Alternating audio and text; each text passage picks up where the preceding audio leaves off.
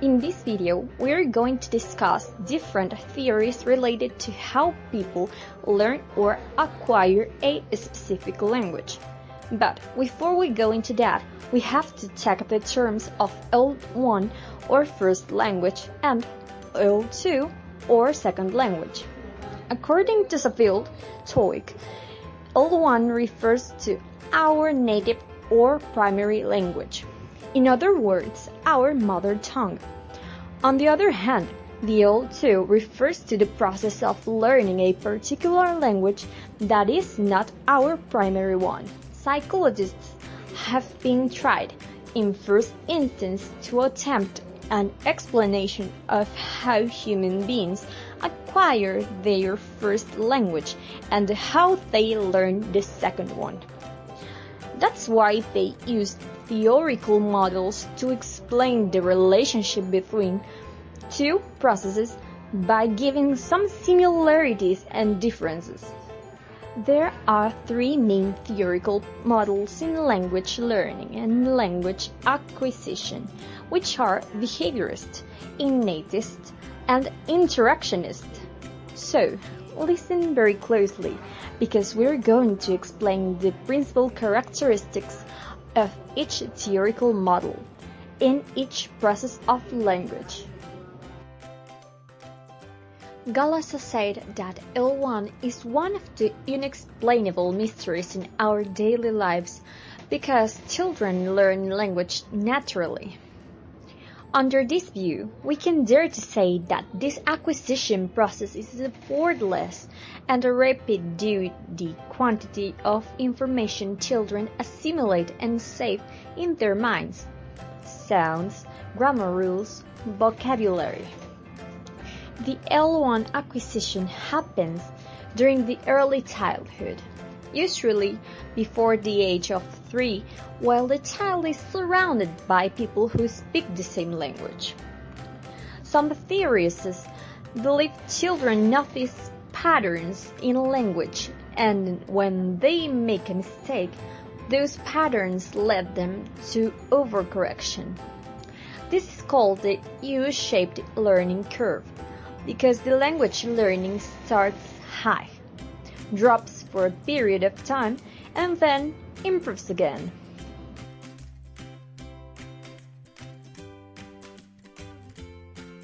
One, behaviorist theory or learning theory believes in a stimuli, responses, and reinforcement, and expresses that learning is equated to verbal behavior. Language can be observed like any other behavior. Children learn language through repetition and reinforcement, which it could be positive or negative. Language arises from stimuli and stimuli response.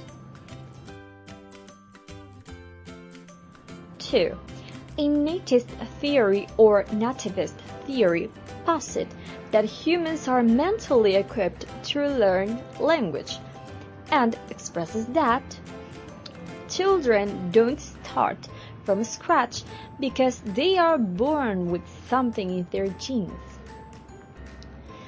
There is a language acquisition device, or LAD, in children's brains that allow them to learn language. Languages share an universal grammar, UG. Children can achieve the mastery of language despite the extremely abstract nature of it. 3. Interactionist theory or sociocultural explains the importance of interaction to ensure the learning or acquisition, and express that language emerges from and is dependent upon social interaction. Language represents the knowledge acquired through physical interaction between children and the environment. Children learn language out of desire to communicate with the world around them. The environment that children grow up affects how well and how quickly they learn to talk. Besides these three theoretical models, there is a predominant one in second language acquisition, developed by Stephen Krashen. Krashen's theory attempts to explain language acquisition and language learning, and is based on 5 hypotheses. First hypothesis, the natural order hypothesis, which says that learners acquire grammatical rules of language in a natural or predictable order. Second hypothesis, the acquisition learning theory, which says that learners have 2 distinctive ways or systems to develop their competence in L2. The first system is acquisition, which is where the learner uses language for real communication, and the second one is learning, which is where the learner knows about language rules. The third hypothesis is the manager hypothesis, which says that L2 learners are conscious of their learning process and that this monitoring function is the result of what they have already learned. The fourth one is the input hypothesis, who says that learners acquire language by understanding message or by receiving comprehensible input. That is one step beyond their current stage of linguistic competence.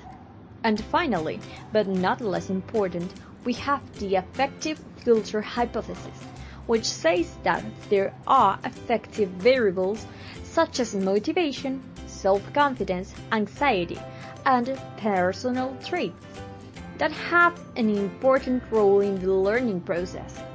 When these variables are low, knowledge cannot be acquired easily.